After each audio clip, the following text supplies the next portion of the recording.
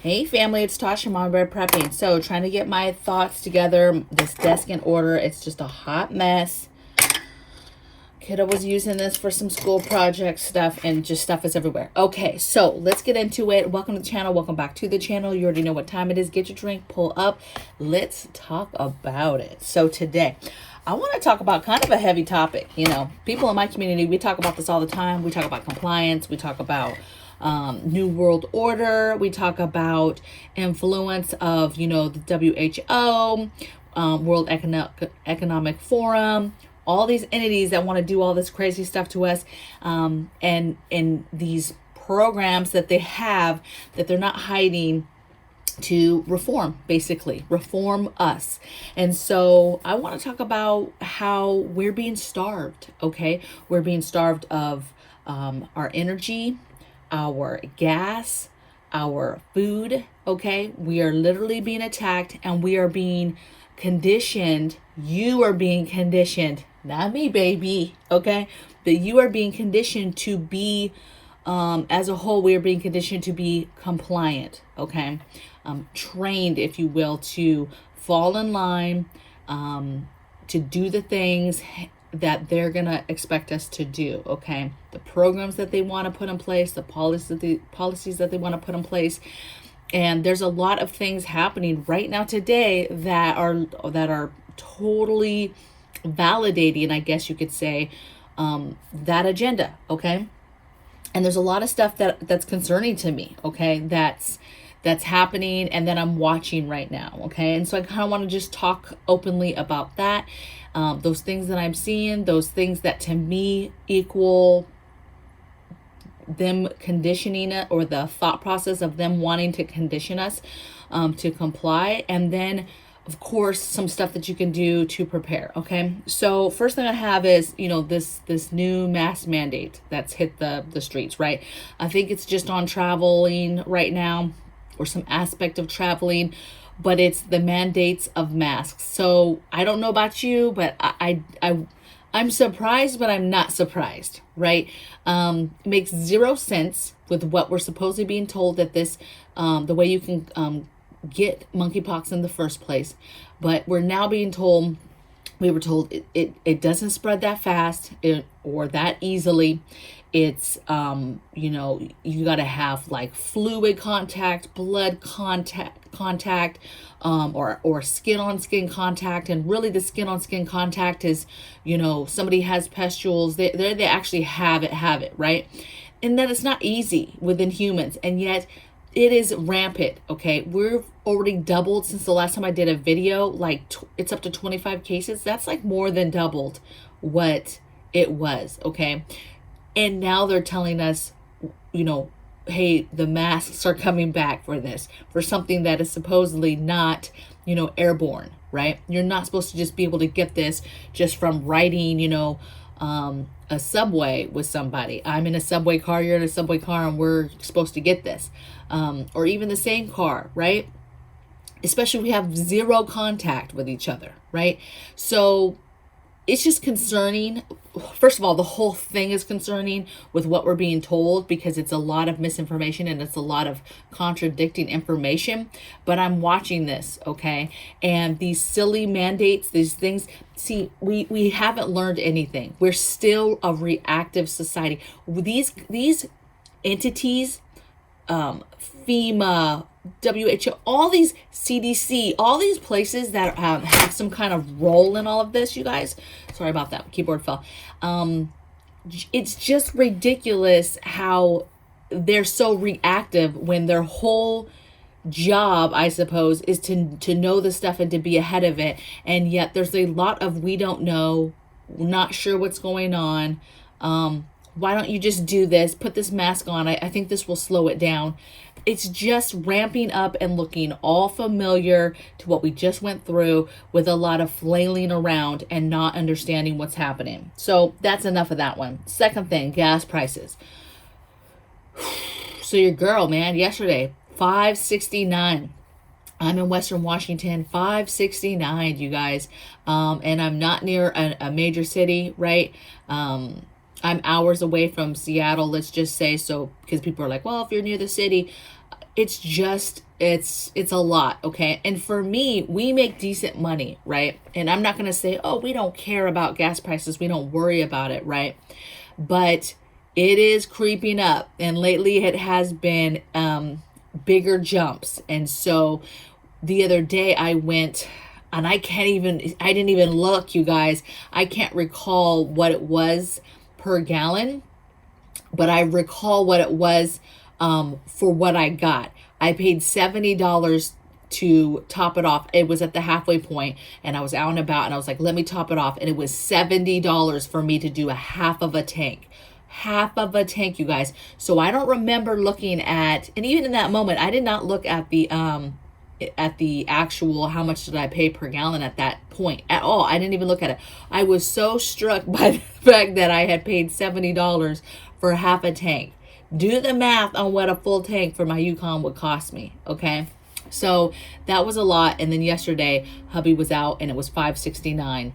And that's pretty significant. And especially if you don't have any money, or you have a certain amount of money that's allocated every month for gas, and you really don't have a buffer in your budget for more, this is going to get difficult. And where I'm telling you how this feeds into compliance is, if you have a huge part of society that gets to the point where they can now, they can't travel to work. They can't go to work. Right? And now it's like they need the job because they need the money to buy the food, to pay the bills, but yet it is hurting them to pay the gas to be able to get to work, and it's not worth it. And so compliance wise, you're going to have companies, if it's possible, we're going to go right back into the COVID type mentality of people go home, work from home then, okay? If it's possible, that's where we're going with this inflation and our gas prices, because people will not be able to afford. If that doesn't happen, right, and you have a lot of buy-in with, hey, just go home and work, then you're going to have a lot of unemployment is going to go up. Bankruptcies are going to go up. People not being able to pay their jobs, lose their homes, lose their apartments, not have food on the table. It's just living out of their cars. You're going to have a lot of people that are not going to be able to do it, and then are not going to have a job, lose their job, and then can't make it. Okay. It's just not, it's not good. Okay. Next thing I have for compliance is, and what I'm watching is just the whole heat wave and energy crisis situation, right? That they keep talking about, these blackouts that they keep talking about, this infrastructure that is trash that they keep talking about is going to fail. They are telling us it's going to fail everywhere this summer. You will be grid down. You will not have power. To include that, they're not even really talking about yet what this is going to do to families this winter. It's summertime right now. So yes, is it inconvenient? You turn off the power and I don't have AC, whatever.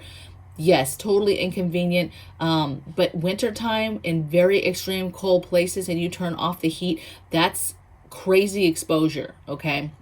Sun, for the most part, if you stay in the shade, that does wonders for you, even though it's super hot outside, right? You're able, if you're not moving around and doing all this stuff, as long as you're staying hydrated and you stay inside and in the shade and things like that, even though it's sweltering, the exposure is way less than if you turn off heat in the winter time and that cold. Okay, cold kills people. All right. And so that is concerning. Not only that, but skyrocketing in those prices, those utility bills that we're going to be paying in the wintertime, or even this summer for that matter, that they're going to be skyrocketing, and you're going to be paying. Okay, so again, families are going to be juggling what to pay, right? Do I pay gas to get to work? Do I pay these lights? I need food right now. They're screaming about food. Food is shortages. I need water. I need meds. There's all these things to get, and this is just compounding, and this inflation thing's not going away. So it's just a little bit more, a little bit more, a little bit more. And where does the average American person break? Where does that American family break? What's the breaking point of the American family with this situation that's going on? And that's where compliance comes in, right? If they can break you down, and you have no power, and you have no food, and you have no money, and you have not all these things that you're used to, that breaks you down, and then you comply. Okay, you comply. That's how it leads to compliance. Okay. The other thing for compliance, I said the other day, we say this multiple times on different channels, whoever has the food rules the people, right? And these attacks on our food systems is crazy to me. Okay. Just a few months ago, saw several reports on about, I don't know, 20 or so distribution plants and that type of plants attacked, right? And ever since then, it has literally been something every other day on, hey, another chicken farm is down, a fish farm is down, another fire in this distribution plant caught fire. The plane ran into this one. Every single or every other day, it's another food attack on something. Okay. And so you cannot ignore that is not coincidence. You don't go from that not happening, okay, to all of a sudden it's happening every other day, literally in this country. That's something special. Okay. And scary, actually. Real scary, okay? Because to be honest, we talk about it, and we have our theories on why those things are happening. But could you imagine that if we don't really know, it could be for a whole other reason that's scarier than what we're even thinking they're doing that for, okay? So definitely not a coincidence. Definitely a tool for compliance. Again, if they rule the food, they rule the people, okay? Another thing is just overall inflation. Like I just talked about this, where's the breaking point? People are going to comply when they get to the point where they can't do it, right? That's that whole saying where you will own nothing and be happy. It's because you'll be so broken and you'll just be happy that, okay, they come in, they take your land, they take your house, they say this isn't yours anymore. And you just comply. And because they say, hey, you can stay here though, you live here. Here's your little stipend for food. Here's your little stipend for medical care, whatever. Oh, by the way, did you get your this jab? Did you do this and this that we wanted you to do? Did you get rid of your, defensive tools? Basically, did you do all the things we wanted you to do to get in line and comply? And then we're now going to take care of you and you're going to be fine. And people are going to comply because, it's easy, right? They don't have to do anything. Those people are sheep. Those people are spineless folks that don't have fight in them and are, to be honest, lazy and just want somebody to take care of them. And compliance is going to ensue because as inflation goes up, you have a lot of people that are going to be hurting. A lot of families that are going to be hurting.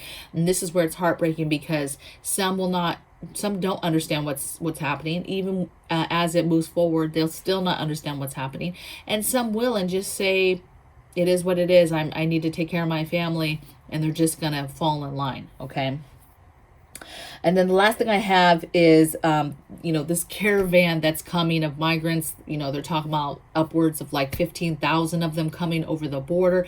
Let me just tell you, man, if I was the enemy, we make it so easy. People say all day like, oh, we can't be invaded. We can't be invaded. There's no way we can be invaded like that without people seeing it coming and knowing it's coming. And, we're armed and all this stuff. But we are letting in thousands upon thousands a day and hardly any real checking. We're literally the ones sitting them out all over the country. Okay, so they don't even have to work to get to different parts of the country. We're then providing everything for them, and not only are we struggling with all this stuff, with supply and demand, with food, with all this stuff, and now you're competing against thousands and thousands that are coming in droves a day to get help. And our government is helping them, okay? The baby formula went there. Food goes there. Water goes there. Shipping them to different places, giving them homes, all of that stuff. And I'm big on charity, so big on charity, right? And a helping hand and second chances and helping people out. But this is not being done correctly. We are not doing this right. And this is going to hurt us. And if we do not fix this soon, this could have it's already having devastating effects. It really is, you guys, with just the drugs alone that are coming in and killing people. But, devastating effects if the wrong, like if the real wrong people come through. Okay. As in foreign enemies. Okay. It's just, it's crazy. Okay.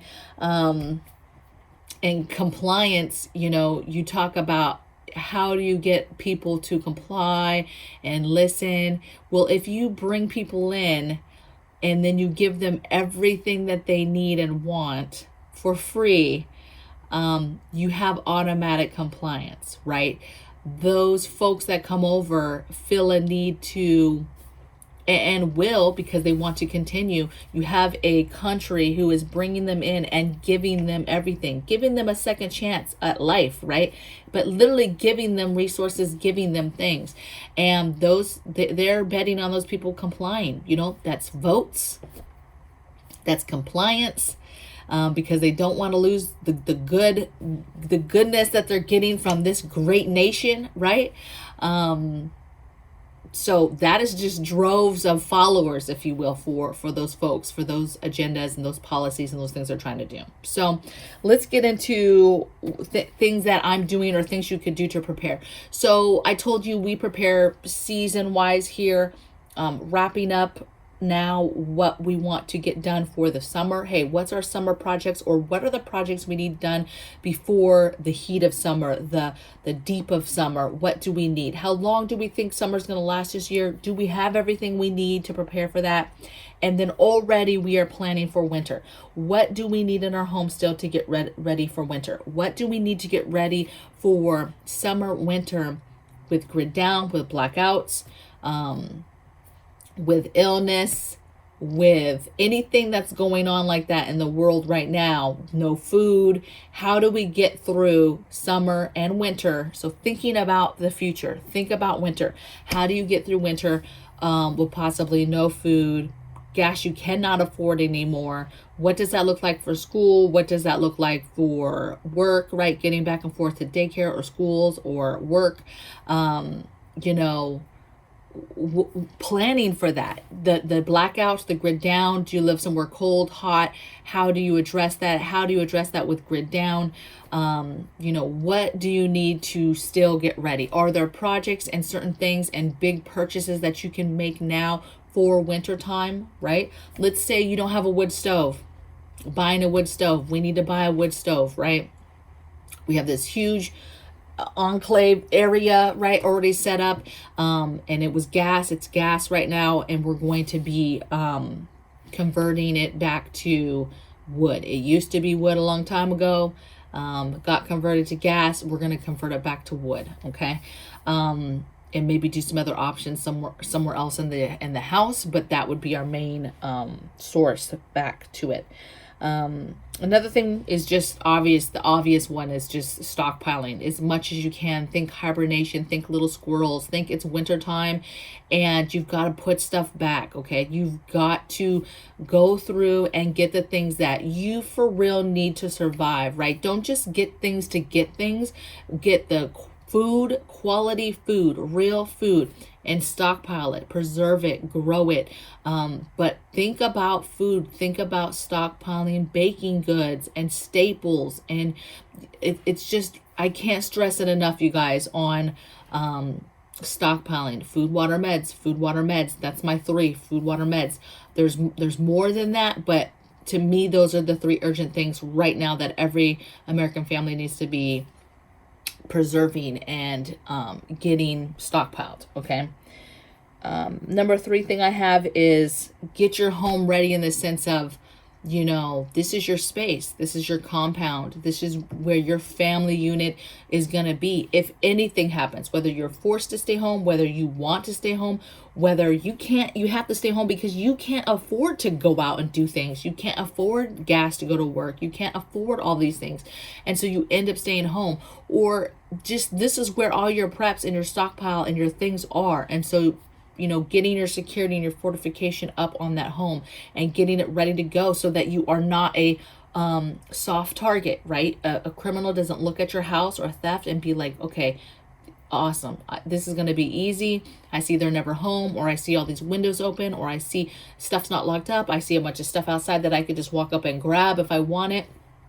And so get your home ready in that sense. Think of it as your compound. You're getting your fortress, right? Back in the day, castles and stuff. You're getting ready for sieges, okay? Not real sieges, right? But you're getting ready for a siege in the sense of you're stockpiling that food. You have enough food. You have enough water. You have enough meds. You have enough stuff to last a while so that you can make it through the storm. You can make it through the war, okay? Just super important to get your home in order. All right. And then the last thing that I have that I've been working a lot on lately, and that's preparing for illness, but home treatment of illnesses. For us, smallpox, tiny pox, or I said smallpox, tiny pox, smallpox, monkeypox, Marburg, the COVID stuff, hepatitis stuff, fears, Ebola, any of these things that have been H fever, all of those things that have been in discussion the last few years, some of those in discussion for years and years, if not decades. And so there's a concern because lots of warnings have been talked about. Okay, we get to a point that if something crazy happens where there's no hospitals, there's no doctors, there's nobody to really take care of you because stuff is overran, you've got to have your preparedness up, okay, in regards to your own health, taking care of your own health, taking care of basic emergency needs of your family members, right? They get cut, they get wounded, they get whatever, that you're able to handle things. A bone gets broken, you can handle those things yourself, okay? They need stitches, you can handle that stuff yourself. You've got to do that. And with illnesses, having specific remedies to treat the symptoms of those illnesses, okay? So doing your research on each of those, figuring out the symptoms that you would have, and then writing down holistic options, sometimes food that is good, sometimes vitamins that are helpful, sometimes other holistic plants and teas and tinctures and different things that you can employ to take care of said illness, okay, and the symptoms that come with those different illnesses. You've got to be ready for that, okay? You've got to be ready for famine, disease, be able to be suited and booted to be able to take care of somebody as if you were a nurse, okay? To be suited and booted, that's, covered head to toe, to be able to care for somebody at home, your own family member. Where would you put them at? Planning that in your house. Where is your little pharmacy? Where's your little space where you would, separate a family member possibly because they are ill, right? That's the type of stuff that I'm talking about, okay? There's a lot of things to be done and a lot of things that you could be doing right now. Those are kind of the things that I'm working on right now, just because all the things happening really smell like compliance to me.